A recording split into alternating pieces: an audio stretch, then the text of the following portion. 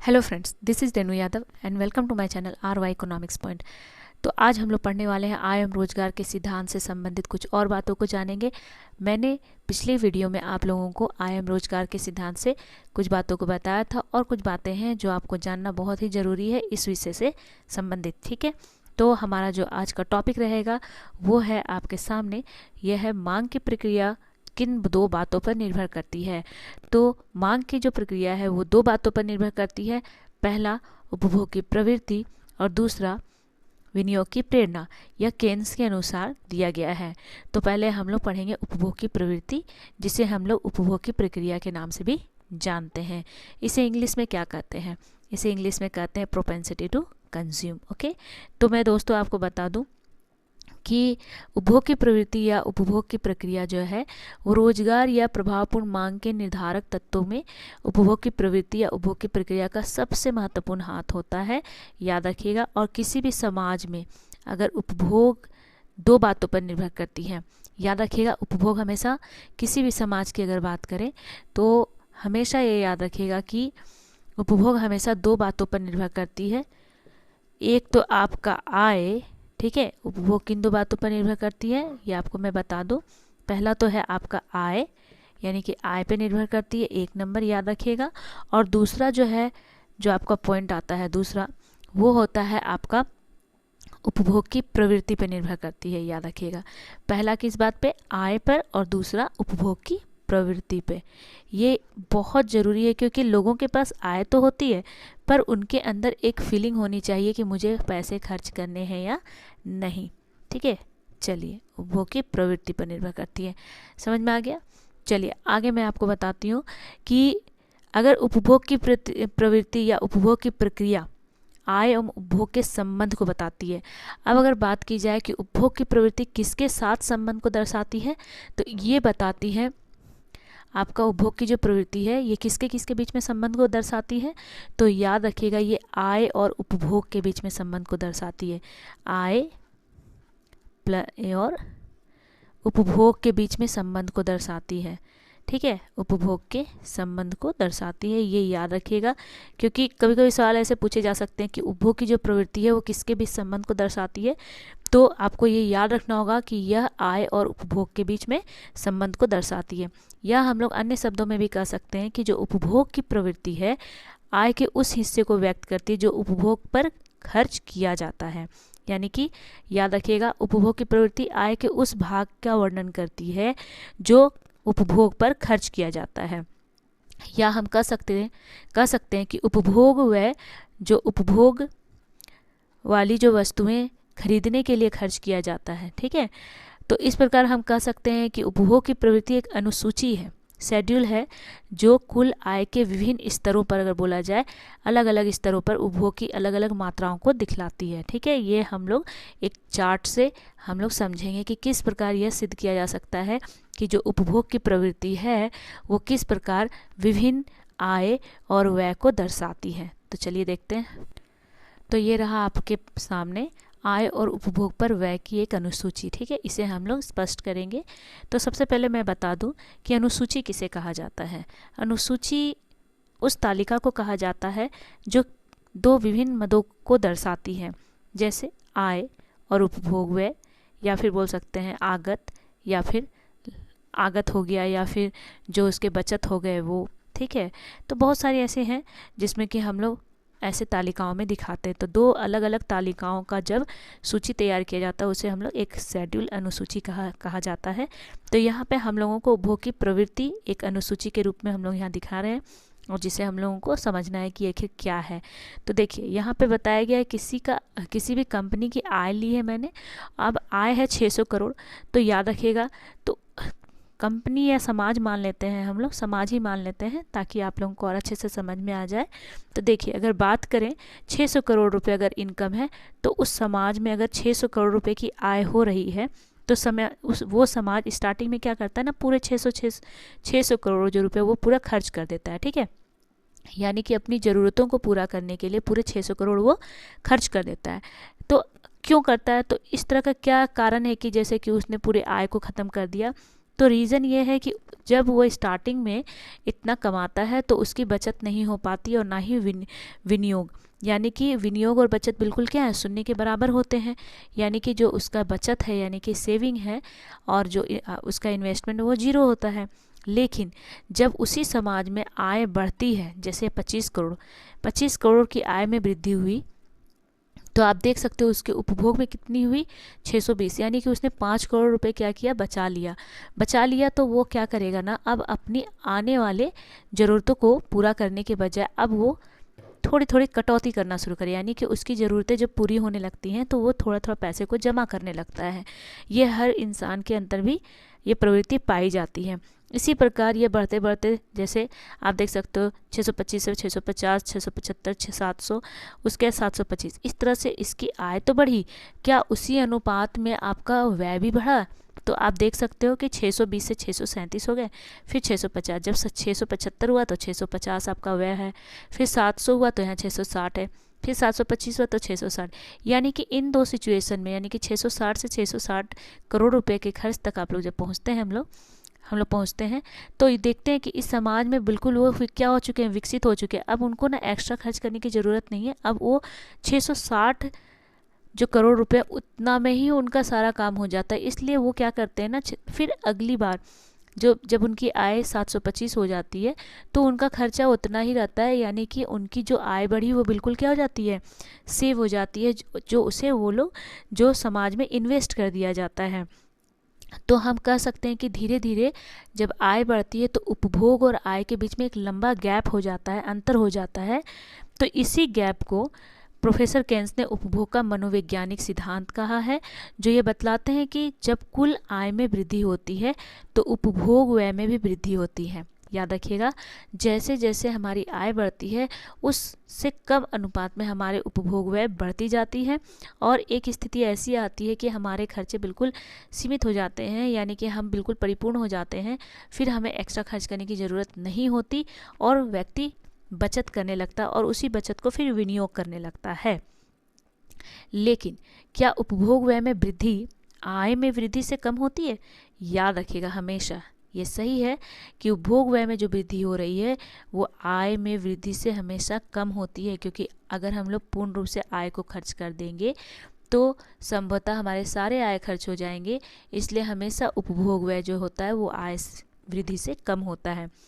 एक साधारण बात ये भी याद रखना है कि जब हमारी आय में वृद्धि होती है तो हम पूर्ण रूप से उसे खर्च नहीं करते, बल्कि उसका एक हिस्सा बचा के रख लेते हैं।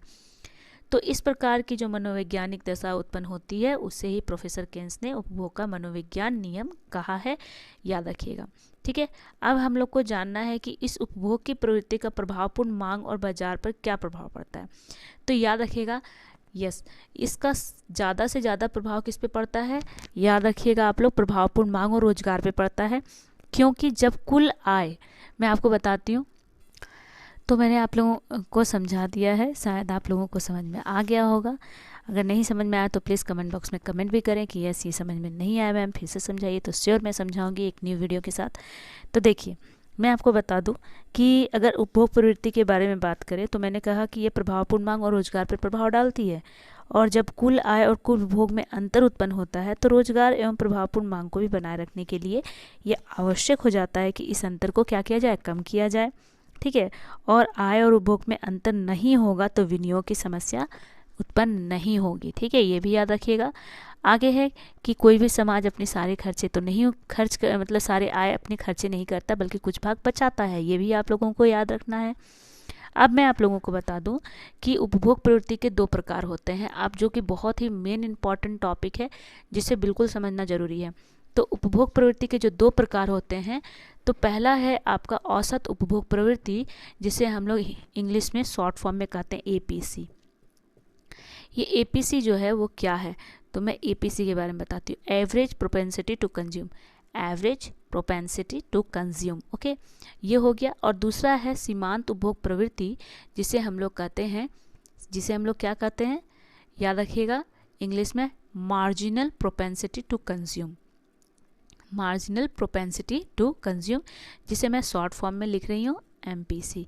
याद रहेगा, बहुत ही आसान सा है। अब हम लोग पढ़ने वाले हैं किसको, औसत उपभोग की प्रवृत्ति के बारे में। ठीक है, इसके बारे में जानेंगे कि इसे हम लोग क्या कहते हैं, इसे कैसे हम लोग सॉल्व कर सकते हैं। इसे मैथमेटिक्स आएंगे या कुछ न्यूमेरिकल पूछ लिए गए तो कैसे सॉल्व करेंगे। ठीक है, तो चलिए देखते हैं।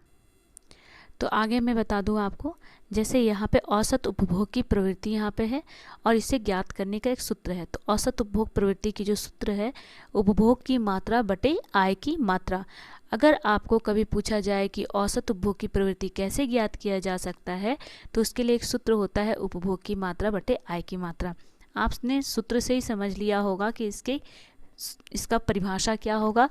तो मैं बता दूं कि जब भी आपसे पूछा जाए कि औसत उपभोग की प्रवृत्ति क्या किसे कहते हैं, तो याद रखिएगा आय का वह अनुपात जो उपभोग पर खर्च किया जाता है उसे औसत उपभोग की प्रवृत्ति कहते हैं। मतलब आय का वह अनुपात जो उपभोग पर खर्च किया जाता है उसे औसत उपभोग की प्रवृत्ति कहा जाता है।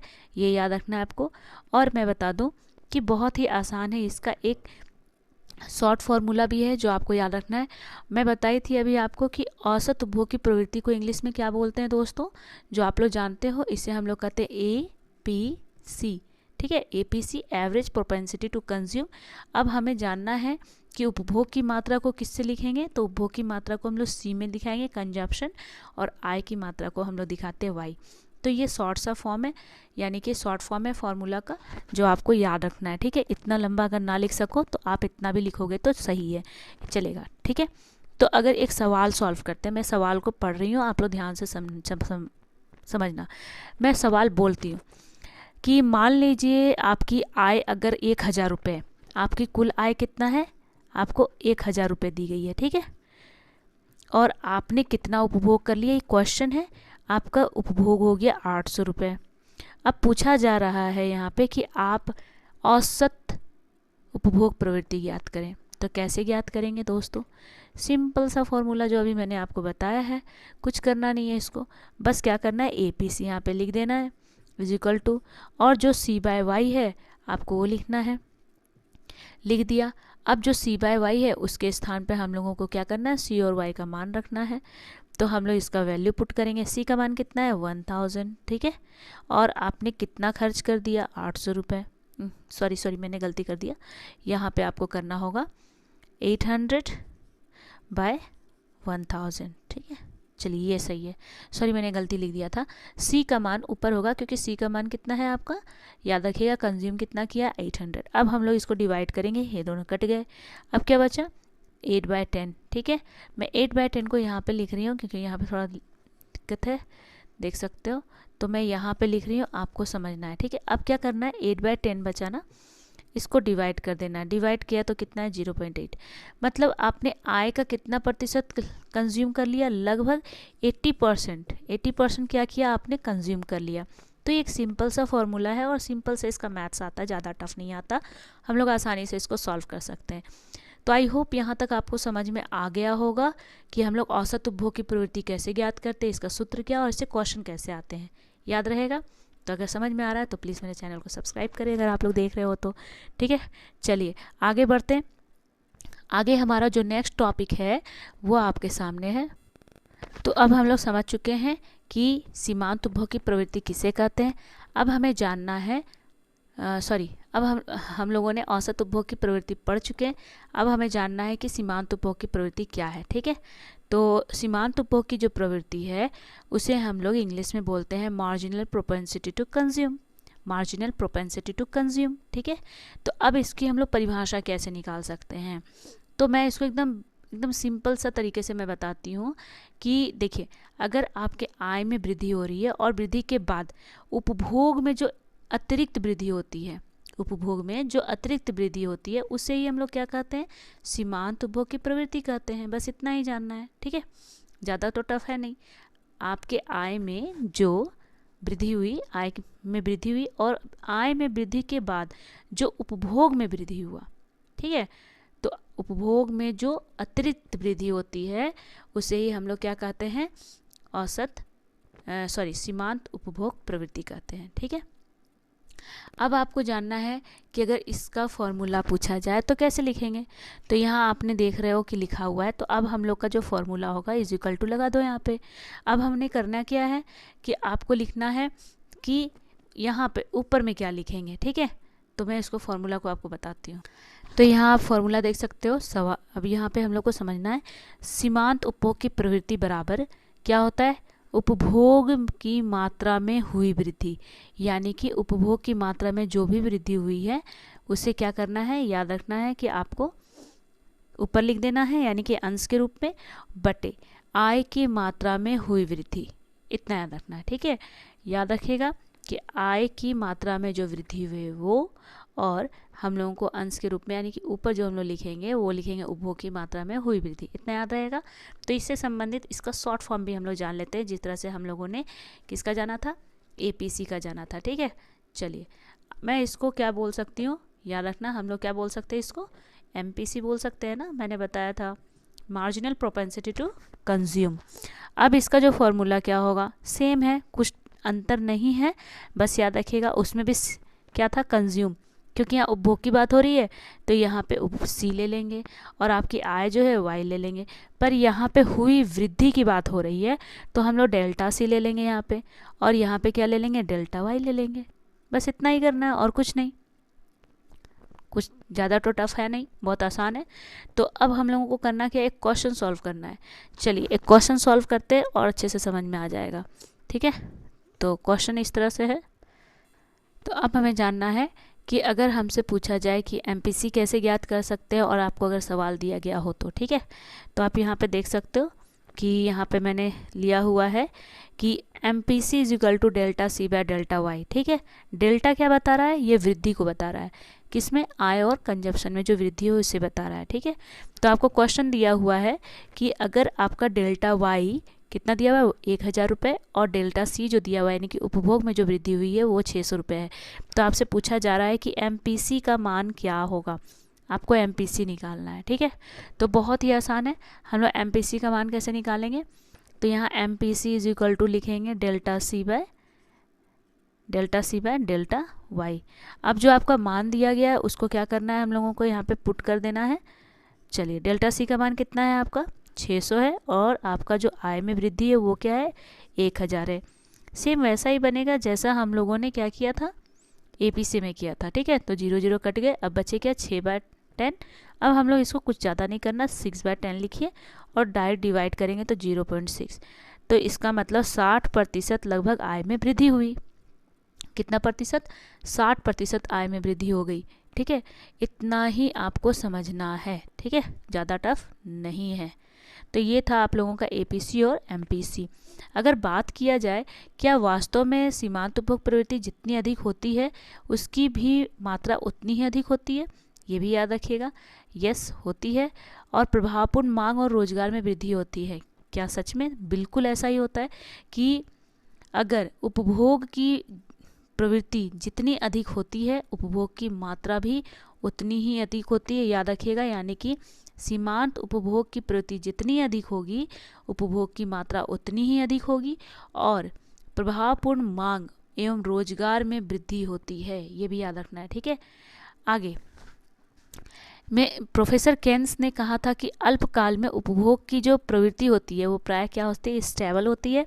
यानी कि अगर शॉर्ट टर्म में अगर बात करें, शॉर्ट पीरियड की बात करें तो क्या होती है उसमें कि केन्स ने कहा था कि उपभोग की प्रवृत्ति प्रायः क्या होती है, शॉर्ट पीरियड में स्थिर रहती है। इसलिए प्रभावपूर्ण मांग या रोजगार में वृद्धि करनी है तो रोजगार के जो दूसरे निर्धारक तत्व यानी कि प्रेरणा, विनियोग की प्रेरणा पर ध्यान देना होगा, ठीक है। याद रखिएगा कि सिर्फ उपभोग की प्रवृत्ति नहीं बल्कि अल्पकाल में क्या हो जाता है, शॉर्ट पीरियड की जब बात करते हैं तो इसमें उपभोग की प्रवृत्ति कांस्टेंट रहती है, और इसी कारण से विनियोग में और प्रभावपूर्ण मांग बोला जाए या बोल सकते हैं रोजगार में वृद्धि करनी है तो हमें विनियोग पे ध्यान देना होगा, ठीक है। तो चलिए विनियोग की आगे हम लोग बढ़ते हैं, विनियोग के बारे में समझते हैं क्या है। तो हमारा जो अगला टॉपिक है वो है विनियोग की प्रेरणा या विनियोग प्रक्रिया, जिसे इंग्लिश में हम लोग कहते हैं इंड्यूसमेंट टू इन्वेस्ट या फिर इन्वेस्टमेंट फंक्शन। तो इसी के बारे में अब हम लोग पढ़ेंगे कि आखिर इसे क्या कहते हैं, इसकी परिभाषा क्या है। क्योंकि याद रखिएगा कि हम लोगों ने पढ़ लिया है अब क्या कि हम लोगों को पता ही है कि जो मांग की प्रक्रिया है वो दो बातों पर निर्भर करती है। तो पहली बात हम लोगों ने पढ़ लिया, ये दूसरी बात है जिसे आप लोग कॉपी में नोट करो। तो हम लोगों ने पढ़ा उपभोग की प्रवृत्ति, ठीक है। अब हम लोगों को पढ़ना है विनियोग की प्रेरणा के बारे में। तो मैं बता दूं कि रोजगार या प्रभावपूर्ण मांग का सबसे इम्पॉर्टेंट और दूसरा जो पॉइंट है ये आपका है, ठीक है। इसे आप लिख लीजिए। या फिर मैं ये भी बोल दूं कि अगर आप नहीं लिखते हो, नोट्स नहीं बनाते हो, सिर्फ आप वीडियो देखते हो, तो देखने से कुछ नहीं होगा, इसका नोट्स बनाना बहुत ज़रूरी है, ठीक है। तो नोट्स ज़रूर बनाएं आप लोग, क्योंकि मैं आपको डायरेक्टली बता रही हूँ, अगर आप नहीं नोट्स बनाओगे तो आने वाले एग्जामिनेशंस में आप लोगों को प्रॉब्लम होगा, ठीक है। तो आगे मैं बताती हूँ कि कुल आय और उपभोग के अंतर को पूरा करने के लिए क्या ज़रूरी होता है। जो आपका कुल आय और उपभोग में जो अंतर हो जाता है उसको कम करने के लिए विनियोग की आवश्यकता पड़ती है। उपभोग की प्रवृत्ति माना जाता है कि अल्पकाल में क्या होती है, कांस्टेंट रहती है, स्थिर रहती है, लेकिन विनियोग की प्रवृत्ति अल्पकाल में बहुत अस्थिर रहती है, यानी कि हाईली, याद रखिए, अनस्टेबल रहती है। यानी कि अल्पकाल में अगर विनियोग की बात करें तो विनियोग हमेशा क्या होता है कि अल्पकाल में स्थिर नहीं होता बल्कि अस्थिर होता है, यानी कि उसमें हलचल होते रहती है, याद रखिएगा, ठीक है। क्योंकि इसके जो निर्धारक तत्वों का एक स्वभाव रहता है अस्थिर होने का, ठीक है। उसके बाद मैं और एक चीज़ बता दूं कि विनियोग की जो प्रवृत्ति होती है वो भी दो बातों पर निर्भर करती है, और इन दोनों बातों को हम लोग समझेंगे कि आखिर ये दोनों बातें क्या हैं। चलिए आगे बढ़ते हैं। तो हमारा जो विनियोग की प्रेरणा है उसकी वो दो बातों पर निर्भर करती है। तो पहला आप देख सकते हो पूंजी की सीमांत क्षमता, पूंजी की सीमांत क्षमता, जिसे हम लोग कहते हैं इंग्लिश में मार्जिनल एफिशिएंसी ऑफ कैपिटल। क्या बोलते हैं, मार्जिनल एफिशिएंसी ऑफ कैपिटल। इसे हम लोग याद रखिएगा, कैसे याद कर सकते हैं, इसका शॉर्ट फॉर्म होता है M.E.C, ठीक है, marginal efficiency of capital, marginal efficiency of capital, okay, याद रहेगा। चलिए आगे आते हैं। दूसरा जो पॉइंट है वो पॉइंट है ब्याज की दर, इसे बोलते हैं रेट ऑफ इंटरेस्ट। क्या बोलते हैं, रेट ऑफ इंटरेस्ट, याद रखना है, ये बहुत आसान रहेगा, रेट ऑफ इंटरेस्ट। अब मैं आपको बिल्कुल सिंपल से पॉइंट्स में आप लोगों को समझा रही हूँ, आप लोग इसको समझो, ठीक है। पूंजी की सीमांत क्षमता, अगर हम लोग सिंपल से साधारण से अर्थ में अगर बात करें, जो पूंजी की उत्पादकता को ही याद रखेगा, पूंजी की जो उत्पादकता होती है उसे ही हम लोग क्या कहते हैं, पूंजी की उत्पादकता को ही हम लोग कहते हैं दोस्तों, याद रखिएगा, क्या कहते हैं दोस्तों, याद रखिएगा, ये बात मैं बार बार रिपीट कर रही हूँ कि जो पूंजी की उत्पादकता को ही पूंजी की सीमांत क्षमता कहते हैं। पूंजी की उत्पादकता को ही क्या कहते हैं, पूंजी की सीमांत क्षमता कहते हैं, इतना याद रहेगा। चलिए, तो और दूसरी बात अगर हम लोग दूसरे शब्दों में इसको डिफाइन करें तो पूंजी की सीमांत क्षमता का अर्थ है, पूंजी की सीमांत क्षमता का जो अर्थ है या अभिप्राय है, एक अतिरिक्त पूंजी परिसंपत्ति द्वारा लागतों को निकालकर प्राप्त होने वाले अधिकतम आय से है।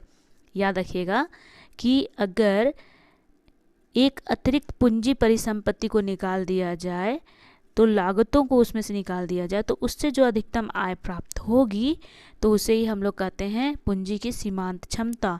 इसे मैं आपको इस तरह से डिफाइन कर देती हूँ जो आपको याद रहेगा, इंग्लिश में भी आप लोग जरूर लिखें। Marginal efficiency of capital may be defined as the highest rate of retention over cost occurring from an additional unit of a capital assets।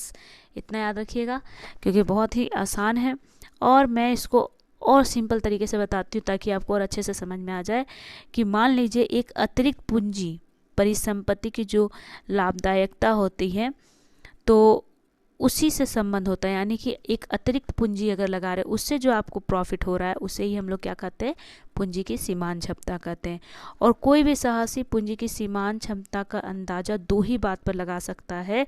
पहला ये होता है कि पूंजी परिसंपत्ति की जो पूर्ति है, कीमत या लागत, ठीक है, पहला किससे लगाता है, कीमत या लागत से लगाता है, और दूसरा पूंजी परिसंपत्ति की प्रत्याशित आय से, ठीक है। इन दोनों से ही क्या करते हैं हम लोग, पूंजी की सीमांत क्षमता का अंदाज़ा लगाया जा सकता है, अनुमान लगाया जा सकता है। ये दोनों बातें बहुत ही ज़्यादा इम्पॉर्टेंट है, ये याद रखिएगा, ठीक है। चलिए मैं इसको बता देती हूँ अच्छे से। तो आप लोग इन बातों को नोट कर लें। पूंजी की सीमांत क्षमता का अंदाजा निम्नलिखित दो बातों पर आधारित है। पहला है आपके सामने कि पूंजी परिसंपत्ति की लागत पर आधारित होता है, और दूसरा पूंजी परिसंपत्ति की प्रत्याशित आय से संबंधित होता है। तो ये दो बातें बहुत ही महत्वपूर्ण होती हैं।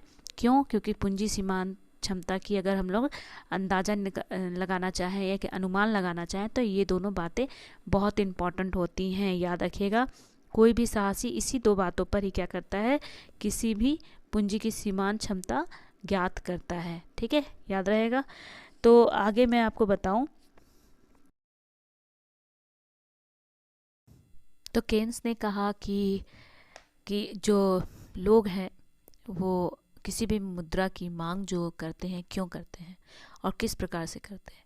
तो केन्स के अनुसार 3 ऐसे कारण उन्होंने बताया है जिससे लोग मुद्रा को नगद रूप में रखना पसंद करते हैं। ठीक है, तो पहला आप देख सकते हो लेन देन की प्रवृत्ति, दूसरा आकस्मिक घटनाओं की प्रवृत्ति, और तीसरा सट्टेबाजी की प्रवृत्ति। तो ये 3 कारण होते हैं जिसके कारण से लोग मुद्रा को तरल रूप में अपने पास रखना पसंद करते हैं। तो मैं एक एक करके सबको एक्सप्लेन करती हूँ ताकि आपको समझ में आ जाए कि केन्स ने ऐसा क्यों कहा था। ठीक है, चलिए स्टार्ट करते हैं। केन्स के अनुसार लोग मुद्रा को नगद रूप में रखते हैं। इसका पहला कारण है लेन देन की प्रवृत्ति, यानी कि ट्रांजैक्शन मोटिव। तो प्रत्येक व्यक्ति अपनी आय का एक अंश यानी कि एक छोटा सा भाग क्या करते हैं, मुद्रा के रूप में नगद रूप में रखते हैं, जो दैनिक खर्चे या लेन देन के लिए रखना चाहते हैं, जिसे हम लोग कह सकते हैं कि लेन देन की प्रवृत्ति कहते हैं। लेन देन की प्रवृत्ति की भी 2 भाग होते हैं, आय की प्रवृत्ति और व्यवसाय की प्रवृत्ति। याद रखिएगा, इसमें आय और व्यवसाय की प्रवृत्ति भी होती है जिसके कारण से लोग नगद रूप में रखना पसंद करते हैं। अब यहाँ हम लोगों ने देखा कि जो लेन देन की प्रवृत्ति है उसके भी 2 भाग हैं, आय प्रवृत्ति जिसे इंग्लिश में हम लोग बोलते हैं इनकम मोटिव, और दूसरा है आपका व्यवसाय प्रवृत्ति, बिजनेस मोटिव।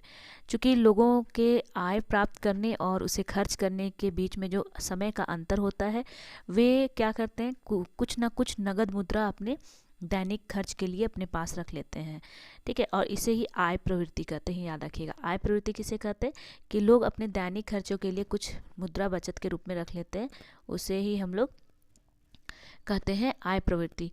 और उसी प्रकार अगर व्यापारी वर्ग की बात करें तो व्यापारी यानी कि जो बिजनेसमैन होते हैं वे कच्चे माल, मजदूरी या फिर मशीनों के टूट फूट की मरम्मत के लिए कुछ मुद्रा अपने पास एक निश्चित रूप में रखते हैं, जिसे हम लोग व्यवसाय प्रवृत्ति के नाम से जानते हैं। ठीक है, और मैं बता दूं कि व्यवसाय प्रवृत्ति को इंग्लिश में बिजनेस मोटिव कहते हैं।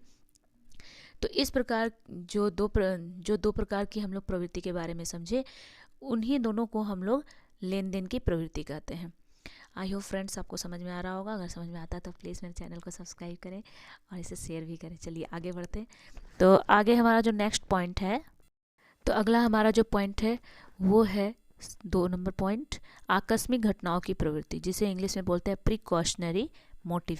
लोग आकस्मिक घटनाओं की प्रवृत्ति के कारण भी क्या करते हैं, अपने पास नगद मुद्रा के रूप में कुछ पैसे रखते हैं। देखिए, नगद मुद्रा की मांग आकस्मिक घटनाओं के लिए भी रखी जाती है, क्योंकि मनुष्य के जीवन में बहुत सारी ऐसी घटनाएं होती हैं जो अप्रत्याशित होती हैं, यानी कि जो अचानक सडनली घटित हो जाती हैं। यानी कि कुछ ऐसे इंसिडेंट्स होते हैं जो अचानक होते हैं, जैसे एक्सीडेंट हो गया, या बीमार हो गए, या फिर शादी हो गई, या फिर मृत्यु की कुछ घटनाएं ऐसी घर में घट गई, या किसी का अचानक बर्थडे आ गया, एनिवर्सरी आ गया। तो बहुत सारे ऐसे घटनाएं होती हैं जो अचानक होती हैं, या कुछ ऐसे इवेंट्स हो जाते हैं हमारे लाइफ में जिसके लिए पैसे की ज़रूरत होती है। तो मनुष्य कुछ ना कुछ अपने पास पैसा रखता है, और व्यापारी वर्ग भी कुछ ऐसी घटनाओं के लिए क्या करते हैं, अपने पास पैसे रखते हैं। ठीक है, तो याद रखिएगा, दोनों प्रकार की घटनाएं जो होती हैं वह व्यापारी वर्ग की हो चाहे अपने आम लोगों के जीवन में हो, तो उसके लिए वो लोग पैसे अपने पास रखते हैं। तो लेन देन की जो प्रवृत्ति और आकस्मिक घटनाओं की प्रवृत्ति के लिए जितनी मुद्रा की मांग की जाती है उसे हम लोग M1 के नाम से जानते हैं। M1 याद रखिएगा, उसे क्या कहते हैं, M1 कहते हैं। और यहाँ ध्यान एक चीज़ और देनी है कि जो दोनों प्रवृत्तियाँ होती हैं वो मुद्रा की मांग के लिए की जाती है, याद रखिएगा। और एक मोस्ट इम्पॉर्टेंट बात है कि जो इनकम लेवल ऑफ इनकम होता है उस पर निर्भर करता है कि आपका आय क्या है, उस हिसाब से हम लोग मुद्रा की मांग करते हैं। अगर आय में वृद्धि होती है, अगर आय में वृद्धि होगी तो आपके आकस्मिक घटनाओं और लेन देन की जो प्रवृत्ति जिसे M1 कहते हैं, M1 में भी वृद्धि होगी। अगर इसके विपरीत आय में कमी होगी तो M1 में कमी होगी। अतः हम कह सकते हैं कि जो M1 किसका फंक्शन हो गया, तो M1 is the function of income. M1 किसका इनकम हो गया, M1 किसका फंक्शन हो गया, तो M1 जो है वो इनकम का फंक्शन हो गया, ये याद रखिएगा। और आय का मुद्रा की मांग पर बहुत ज़्यादा प्रभाव पड़ता है, ये भी याद रखिएगा। ठीक है, चलिए आगे बढ़ते हैं। अब आगे हम लोगों को देखना है जो तीसरा पॉइंट है, सट्टेबाजी की प्रवृत्ति, स्पेक्युलेटिव मोटिव। तो क्या कारण है कि लोग स्पेक्युलेटिव मोटिव के कारण मुद्रा को अपने पास रखते हैं। तो देखिए, मुद्रा की मांग के पीछे जो सबसे महत्वपूर्ण जो इम्पोर्टेंट पावर है या शक्ति काम करती है बोल सकते हैं, वो है सट्टेबाजी की प्रवृत्ति।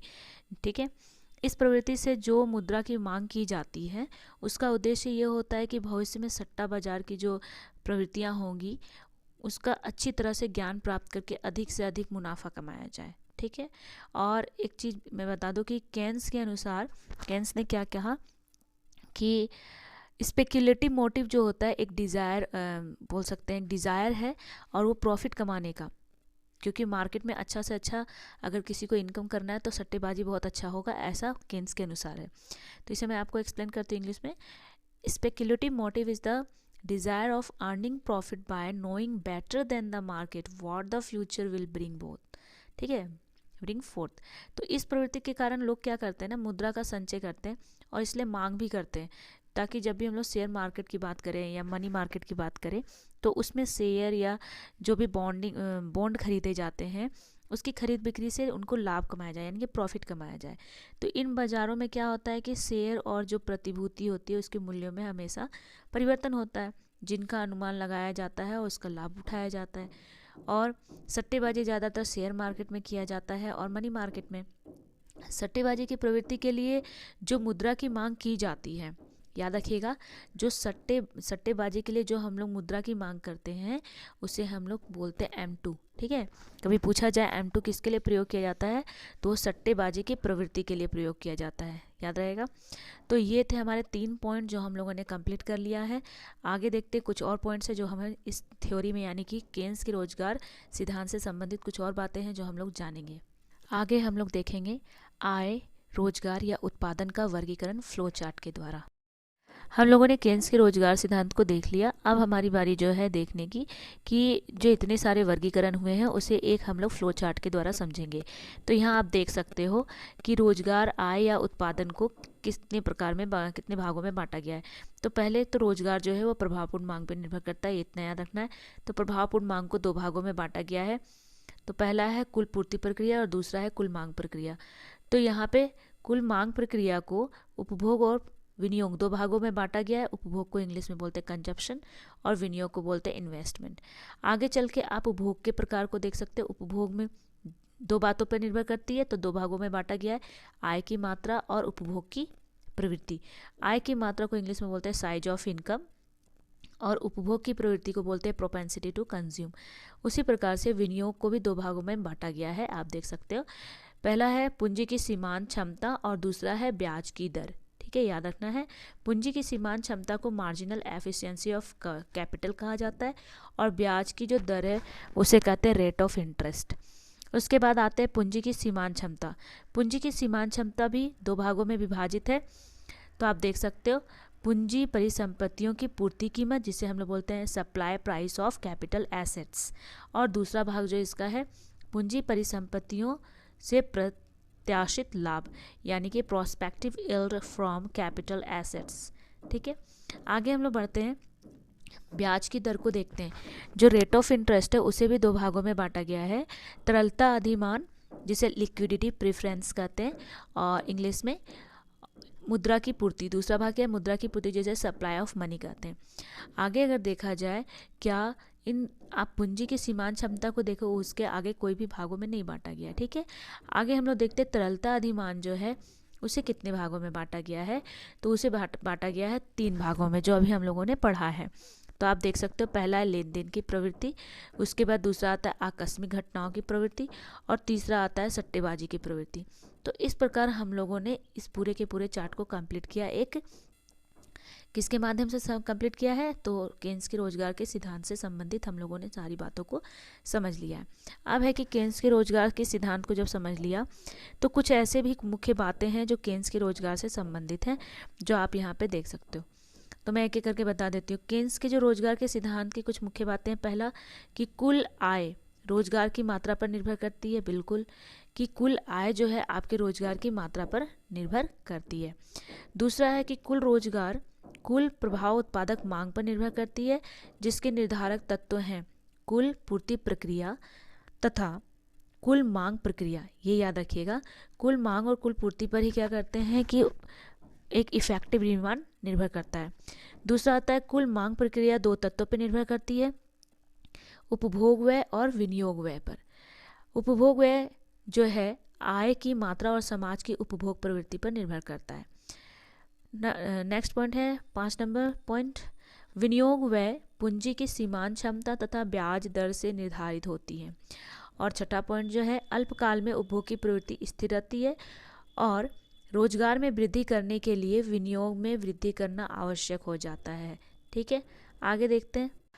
और इस वीडियो का जो नेक्स्ट पॉइंट है हमारे सामने है केन्स के रोजगार सिद्धांत की आलोचनाएं, criticism of the Keynes theory of employment.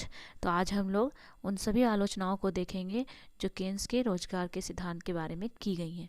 तो पहला पॉइंट है, तो पहली आलोचना है कि केन्स का जो सिद्धांत है रोजगार सिद्धांत वह अल्पकाल की मान्यता पर आधारित है और दीर्घकाल की अवहेलना करता है। पर ये बात जानने से पहले कि जो ये आलोचनाएं दी गई हैं किन अर्थशास्त्रियों ने दिया है, तो केन्स के कुछ आलोचक हैं माइसिस नाम याद रखिएगा, हायक, F.A. हायक, रोपके और नाइट, और लास्ट है हैजलिट। तो ये लोग हैं जो प्रसिद्ध अर्थशास्त्री हैं। इन्होंने केन्स के रोजगार सिद्धांत का अध्ययन किया और उसके बाद उन्होंने अपनी आलोचनाएं दी। तो पहली आलोचना जो आपके सामने है, केन्स का रोजगार सिद्धांत अल्पकाल की मान्यता पर आधारित है और दीर्घकाल की अवहेलना करता है। यानी कि Keynes theory is based on the assumptions of short period and ignores the long period. सही बात है, क्योंकि यहाँ पे केन्स ने अपने रोजगार सिद्धांत में कहा था कि अल्पकाल में कि जो कंडीशंस बताए गए थे और मैंने जो आपको बताया हुआ है और दीर्घकाल के जो प्रभाव हैं उसको उन्होंने हमेशा क्या किया है, बात ही नहीं करी है अपने सिद्धांत में। और केन्स के विचार में ये भी कहा गया आलोचकों ने कि अर्थशास्त्रियों का काम केवल अल्पकाल के प्रभाव पर ही केंद्रित रहना नहीं है, बल्कि दीर्घकाल का भी अध्ययन करना बहुत आवश्यक होता है। अगर ऐसा नहीं किया जाता है तो गलतियां होंगी और गलतियों का परिणाम भुगतना पड़ेगा। तो केन्स ने क्या कहा था कि अल्पकाल में जो उत्पादन के तकनीक होते हैं, चाहे वह पैमाना हो, तकनीक हो या श्रमिक हो, उनकी कार्य क्षमता को केन्स ने क्या कहा था, अल्पकाल में कांस्टेंट मान लिया था, स्थिर माना था। लेकिन हमेशा स्थिर मानकर हम अर्थव्यवस्था के विकास की समस्याओं को सही जानकारी प्राप्त नहीं कर सकते, ये याद रखिएगा, क्योंकि अर्थव्यवस्था में हमेशा परिवर्तन होते रहते हैं और अल्पकाल हो चाहे दीर्घकाल, दोनों में ही उत्पादन के साधनों में परिवर्तन होता है। तो ये पहली आलोचना थी जो इन महान अर्थशास्त्रियों ने दिया था। अब आगे दूसरी आलोचना को हम लोग देखते हैं। आलोचकों के अनुसार जो दूसरी आलोचना है कि केन्स का सिद्धांत पूर्ण प्रतियोगिता की मान्यता पर आधारित है। Keynes theory is based on the assumptions of perfect competition. तो जितने भी क्लासिकल इकोनॉमिस्ट हैं उनकी तरह ही केन्स का सिद्धांत भी पूर्ण प्रतियोगिता की अवास्तविक मान्यता पर यानी कि अनरियलिस्टिक एजम्पशंस पर आधारित है। क्योंकि वास्तविक जीवन में यानी कि रियलिस्टिक लाइफ में अगर बात करें तो परफेक्ट कंपटीशन की कभी स्थिति पाई ही नहीं जाती और इसी कारण से जो इम्परफेक्ट कंपटीशन की स्थिति जो पाई जाती है हमारे रियलिस्टिक लाइफ में, तो केन्स का सिद्धांत जो है वो रियलिस्टिक लाइफ में कहीं से भी एग्जिस्ट नहीं करता, क्योंकि केन्स ने वास्तविक परिस्थितियों की कहीं भी एक्सप्लेन नहीं किया है। और मैं बता दूं कि वास्तविक जीवन में कभी भी पूर्ण प्रतियोगिता नहीं पाई जाती है, वो हमेशा वास्तविक जीवन में अपूर्ण प्रतियोगिता की स्थिति बनी रहती है। तीसरा पॉइंट है, तो अगला हमारा जो पॉइंट है वो है केन्स ने जिस अर्थ में से के नियम की आलोचना की वह सर्वमान्य नहीं है। इसे मैं आपको इंग्लिश में भी बोल देती हूँ, जो इंग्लिश मीडियम के बच्चे देख रहे हैं उन्हें भी समझ में आ जाएगा। The seen in which Keynes criticized Say's laws is not recognized by all. यहाँ पर जो हमारे आलोचक हैं प्रोफेसर हैजलिट ने कहा है कि केन्स ने जिस तरीके से जेबी से के नियम की आलोचना की वह सर्वमान्य नहीं है, क्योंकि प्रोफेसर केन्स ने से के नियम की इस आधार पर आलोचना की है कि पूर्ति स्वयं अपनी मांग का सृजन करती है। लेकिन जैसा कि जो रिकार्डो और मिल जैसे अर्थशास्त्री हैं, उन्होंने से के नियम का मुख्य उद्देश्य यह बतलाना था, मतलब से के नियम का मुख्य उद्देश्य था यह बतलाने की कोशिश की थी कि सभी वस्तुओं का जो सामान्य अति उत्पादन यानी कि general over production of all commodities जो होती है असंभव है। और इस नियम से ऐसा कभी नहीं कहा जा सकता कि हम लोग अगर होर्डिंग की बात करें, ठीक है, मुद्रा का संचय नहीं किया जा सकता या मंदी का होना असंभव है। तो इस प्रकार केन्स ने जिस अर्थ में से के नियम की आलोचना की वह सर्वमान्य नहीं है, उसे अधिकांश अर्थशास्त्री ने गंभीरतापूर्वक नहीं लिया है, यानी कि ये कहीं से भी सत्य साबित नहीं हो सकता। तो हमारा अगला पॉइंट है पॉइंट नंबर 4, रोजगार की मात्रा एवं प्रभावपूर्ण मांग में वास्तविक एवं क्रियात्मक संबंध नहीं है। यानी कि जो आलोचक हैं उनका कहना है कि केन्स ने प्रभावपूर्ण मांग एवं रोजगार की मात्रा में जो क्रियात्मक संबंध को बतलाया है लेकिन उसे जो आंकड़ों से सिद्ध नहीं किया है। यानी कि जो केन्स ने बताया कि प्रभावपूर्ण मांग है और रोजगार की मात्रा में एक क्रियात्मक एक फंक्शनल रिलेशन होता है, उसे डेटा के द्वारा सिद्ध नहीं किया। और इसी संबंध में प्रोफेसर हैजलिट भी कहते हैं कि प्रभावपूर्ण मांग और रोजगार में क्रियात्मक संबंध नहीं होता और प्रभावपूर्ण मांग में परिवर्तन होने से रोजगार की मात्रा में प्रत्यक्ष परिवर्तन नहीं होता है। ये भी याद रखिएगा कि अगर प्रभावपूर्ण मांग में परिवर्तन हो रही है तो रोजगार की मात्रा में प्रत्यक्ष यानी कि डायरेक्ट कोई भी चेंजेस नहीं होता है। रियलिटी ये है कि सब कुछ मजदूरी की दर यानी कि वेजेस रेट, प्राइस और बोल सकते हैं मनी सप्लाई यानी कि मुद्रा की पूर्ति के अंतर संबंध यानी कि इंटर रिलेशनशिप पे ही निर्भर करता है। यानी कि अगर प्रभावपूर्ण मांग की बात करें या फिर बोल सकते हैं रोजगार की मात्रा की बात करें तो किस पर निर्भर करता है? मजदूरी की दर पर, मूल्य पर और मुद्रा की पूर्ति पर। ठीक है, हम एक एग्जाम्पल्स के थ्रू अगर बात करें कि हैजलिट ने कहा कि प्रभावपूर्ण मांग कम करते हुए भी पूर्ण रोजगार की स्थिति को हम लोग क्या कर सकते हैं? प्राप्त कर सकते हैं। लेकिन मजदूरी की दरें इतनी लचीली हों यानी कि इतनी फ्लैक्सिबल हों कि वो आसानी से मूल्यों के साथ तालमेल बैठा सके, एडजस्ट कर सके। और दूसरी बात, यदि मजदूरी की दरों और मूल्यों में संबंध ना हो तो प्रभावपूर्ण मांग अधिक होते हुए भी पूर्ण रोजगार की स्थिति नहीं लाई जा सकती। इस प्रकार हम कह सकते हैं कि रोजगार जो है प्रभावपूर्ण मांग पर निर्भर नहीं करता बल्कि मजदूरी की दर, मूल्य और लचीलेपन यानी कि फ्लेक्सिबिलिटी एंड गतिशील संबंध पर निर्भर करता है। ये पॉइंट बिल्कुल याद रखिएगा कि रोजगार प्रभावपूर्ण मांग पर निर्भर नहीं करता है बल्कि मजदूरी की दर, मूल्यों और उनके लचीले और गतिशीलता पर ही निर्भर करता है। तो ये था चौथा पॉइंट। नेक्स्ट पॉइंट, पांचवा पॉइंट देखते हैं। तो हमारा जो नेक्स्ट पॉइंट है कि केन्स ने केवल विनियोग की प्रेरणा पर बहुत अधिक जोर दिया है, ये पांचवा पॉइंट है और मैं इसे आपको बताती हूँ।